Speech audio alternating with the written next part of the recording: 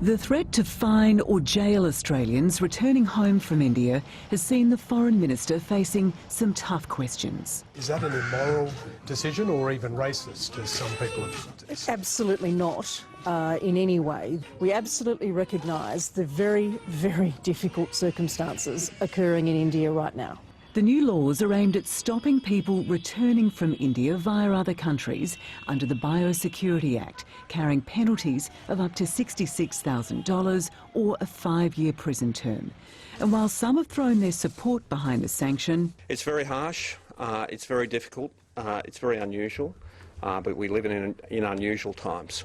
Others have slammed it. Australia's former Race Discrimination Commissioner among a chorus of critics. When COVID-19 was raging last year in the United States, the UK and in countries across Europe, we didn't see a ban on arrivals of people from Europe, let alone criminal penalties being threatened to Australian citizens seeking to return home.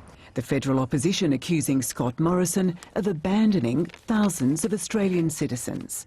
Australia has obligations to our citizens, to people who are Australians, not just to abandon them overseas, but then to threaten them is quite extraordinary action.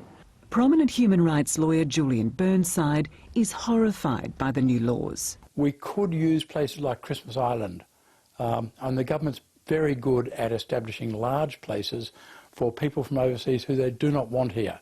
Well, these are Australian citizens. They're entitled to be here. Just imagine if this were you. Imagine if you were stuck overseas right now and you were unable to return home to Australia and a government was moreover threatening to fine, if not imprison you for seeking to do so. Experts say the government has broad powers under the Biosecurity Act, and a legal challenge to the ban is unlikely because Australians don't have an explicit right or guarantee under the Constitution to return home in a time of need.